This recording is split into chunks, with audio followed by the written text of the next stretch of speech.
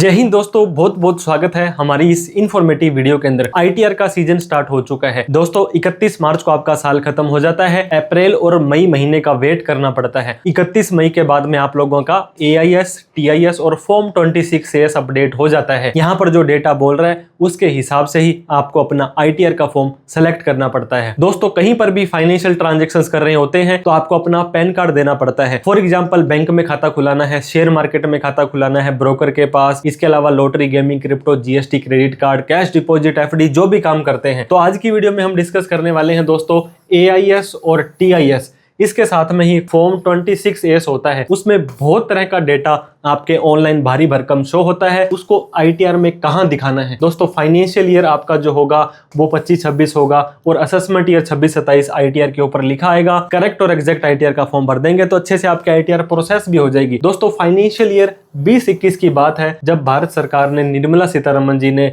आपके खर्चों को, आपकी इन्वेस्टमेंट को, आपकी इनकम को, आपके एक्सपेंसेस को पैन कार्ड के थ्रू ट्रैक करने का डिसीजन लिया था, जहां पर 50 से ज्यादा तरह के ट्रांजैक्शंस अब आपके AIS-TIS में शो कर जाते हैं। दोस्तों AIS होता है एनुअल इंफॉर्मेशन स्टेटमेंट, एक ऐसी स्टेटमेंट जो एनुअल है और इंफॉर्मेशन आपकी देती है। टैक्स पेयर इंफॉर्मेशन समरी ये TIS है। यहाँ पे दोस्तों आप देख सकते हैं आपके अलग अलग साल के डेटा आए थे। Financial year 20-21, 21-22, 22-23, 23-24, 24-25, 25-26, 26-27। अब फाइनेंशियल ईयर 25-26 का आपको AIS-TIS देखना है। ये कैसे चेक करना है? इनकम टैक्स के पोर्टल पर बहुत वीडियोस हमारी दोस्तों डिटेल में आ चुकी है।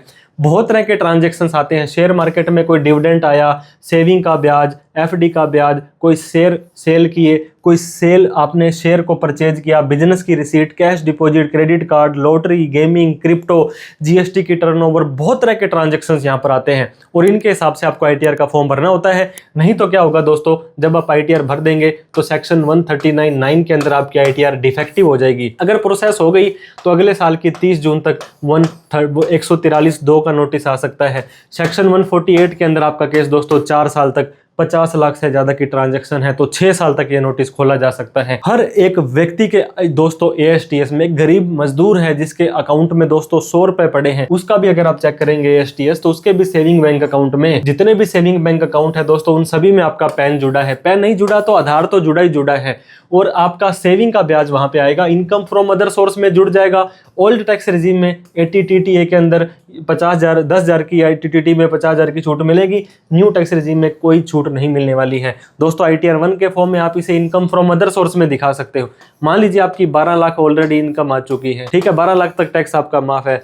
अब यहाँ पे 1,000 रुपए भी सेविंग का ब्याज आया तो इसके ऊपर भी आपको टैक्स देना पड़ जाएगा। तो कहने का मतलब ये सेविंग का इंटरेस्ट न्यू टैक्स रिजीम में आपके टैक्स रिजीम को, टैक्स के स्लैब को प्रभावित कर सकता है। अब इंटरेस्ट फ्रॉम डिपॉजिट दोस्तों, कोई पैसा आपने कुछ टाइम के लिए डिपॉजिट करा दिया। सबसे पहले फिक्स डिपॉजिट जिसे कि FD भी बोला जाता है। सबसे पहले FD का दोस्तों, अगर आपने 5 साल की, 1 साल की, 2 साल की, 10 दिन की स्वीप अकाउंट के अंदर FD कराई तो FD का पैसा आपका यहाँ आ जाएगा। RD, हर महीने आपने कोई पैसा जमा कराया। सीनियर सिटीजन सेविंग स्कीम, कोई भी डिपॉजिट का पैसा आता है दोस्तों, ये भी आपकी इनकम फ्रॉम अदर सोर्स में जुड़ जाएगा। यहाँ पर भी ओवरऑल 12 लाख रुपए तक इनकम टैक्स फ्री है, लेकिन उससे ज्यादा चली जाती है तो स्लैब रेट के हिसाब से टैक्स देना पड़ेगा। ITR 1 का फॉर्म आप भर सकते हो। शेयर मार्केट में कोई शेयर्स या म्यूचुअल फंड होल्ड करके रखे थे और उस कंपनी ने आपको डिविडेंड दे दिया दोस्तों, तो आपने शेयर डिलीवरी के अंदर लिए थे और आप ये जो डिविडेंड है अदर सोर्स में चला जाएगा, ये टैक्सेबल हो जाएगा स्लैब रेट के हिसाब से। सिर्फ डिविडेंड की इनकम आई है तो दोस्तों ITR 1 का फॉर्म भर सकते हैं। शेयर खरीदे थे, ITR 1 का फॉर्म भर सकते हैं। शेयर बेचे थे, लॉन्ग टर्म कैपिटल गेन है सिर्फ, और वो भी 1.25 लाख तक का ITR 1 का फॉर्म भर सकते हैं। अदरवाइज ITR 2 के ऊपर आपको जाना पड़ जाएगा।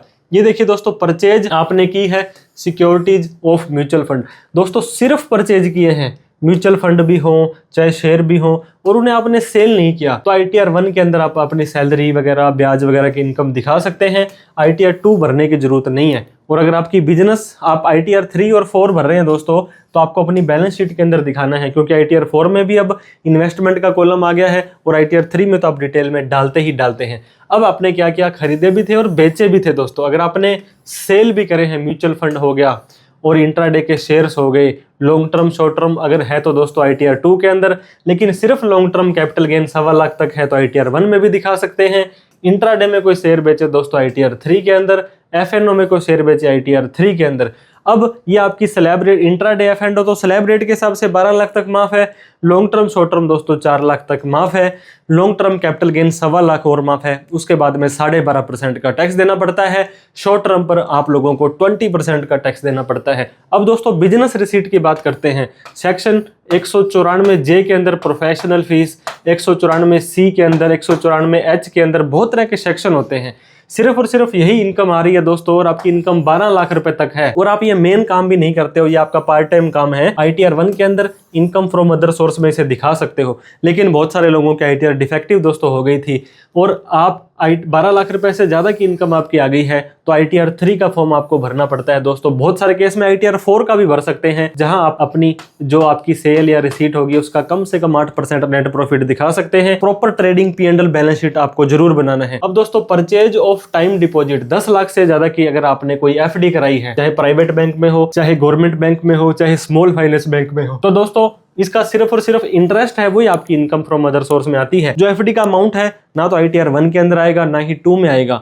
3 के अंदर आप ले सकते हैं इन्वेस्टमेंट में, और 4 के अंदर आप ले सकते हैं, 1 और 2 में कहीं नहीं आएगा। आप लोगों ने कोई मकान, दुकान, फ्लैट किराए पर दिया था दोस्तों, ये इनकम फ्रॉम हाउस प्रॉपर्टी के अंदर आ जाएगा।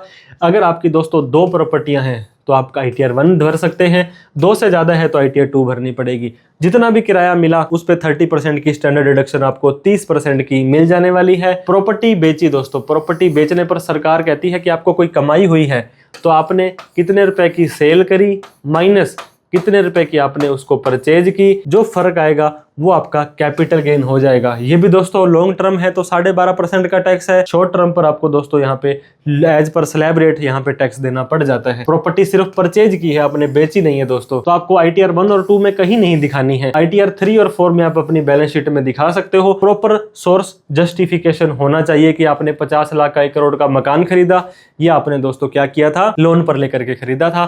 50 लाख से ज्यादा की प्रॉपर्टी खरीदोगे तो 1% का TDS भी आपका वहां पे काटना पड़ता है। कोई भी मोटर व्हीकल दोस्तों आपने खरीदा, किसी भी तरह का कोई साधन दोस्तों आप मोटर व्हीकल खरीदते हो और उसकी वैल्यू 10 लाख से ज्यादा है, चाहे ये कार हो, चाहे ट्रैक्टर हो, चाहे बाइक हो, चाहे JCB हो, चाहे ट्रक हो, चाहे बस हो, तो यहाँ पर आप लोगों का 1% का TCS भी कलेक्ट किया जाता है। सिर्फ खरीदा है, ITR 1 और 2 में दोस्तों कहीं नहीं दिखाना, 3 और 4 में बैलेंस शीट में दिखा सकते हो। ये पैसा आपके पास कहां से आया था, इस चीज का आपको ध्यान रखना है दोस्तों। Last but not the list, miscellaneous payment. Credit card का बिल भर देते हैं लोग लाखों के अंदर, करोड़ों के अंदर, और अपनी प्रॉपर ITR ही नहीं भरते हैं, भरते नहीं है या सही से नहीं भरते हैं। तो दोस्तों क्रेडिट कार्ड कंपनी वाइज अपनी रिपोर्टिंग देती है 10 लाख से ज्यादा की। अगर आपने बिल पेड कर दिया बिजनेस पर्पज के लिए, दोस्तों आपने कोई माल खरीदा होगा तभी तो क्रेडिट कार्ड से पेमेंट की है, तो परचेज के अंदर आपका अमाउंट आ जानी चाहिए, कोई दिक्कत नहीं है। आपने कोई खर्चा किया, आपने कोई परचेज की, अगर आपको रिवॉर्ड पॉइंट, कैशबैक वगैरह के लिए दोस्तों आपने इस ट्रांजेक्शन्स को किया था तो आपकी ये बिजनेस की इनकम मानी जाएगी, आपकी कमीशन की इनकम मानी जाएगी। आपको इसको ITR 3 के अंदर दिखाना होता है, लेकिन कई बार आप पार्ट टाइम में ITR 1 में भी दिखा सकते हैं। अगर दोस्तों आप CSC सेंटर चलाते हैं, ऑनलाइन किसी को पैसा ट्रांसफर करते हैं, तो इसके ऊपर हमारा एक प्यारा सा सुंदर सा कोर्स बना हुआ है कि आपकी टर्नओवर क्या है, कितनी इनकम के बाद GST, ITR, books of account कैसे बनाने हैं, क्या आप 1 लाख आया और आपको 99,000 रुपये आपने आगे भेजा तो क्या 1,000 रुपये दिखाना है या 1 लाख रुपये दिखाना है।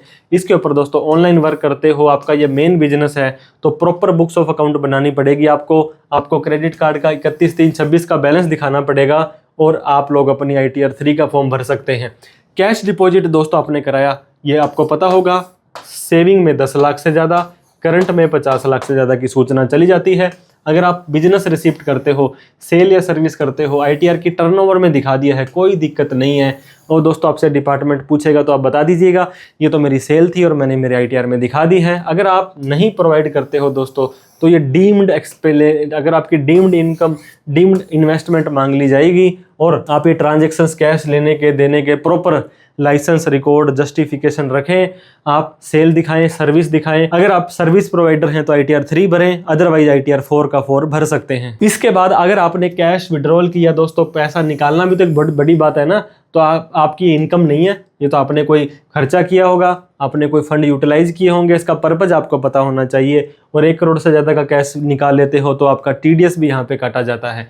GST यानी कि घना सारा टैक्स, उसका आपको रिकंसाइल करना है। GSTR 1, GSTR 2B, GSTR 2A, GSTR 3B, GSTR 9, GSTR 9C, composition वाले हो तो दोस्तों जीएसटी आपका जो GSTR CMP 08 और GSTR 4 का फॉर्म है, ITR 1 में भरते हो तो उसकी सेल दिखानी है, ITR 3 में सेल दिखानी है, टैक्स ऑडिट होती है तो भी आपको टर्नओवर वगैरह क्रॉस वेरीफाई करना है। GST की परचेज को दोस्तों 2A 2B से आप अपनी ट्रेडिंग अकाउंट P&L अकाउंट में दिखाएं ताकि किसी भी तरह की कोई प्रॉब्लम ना आए।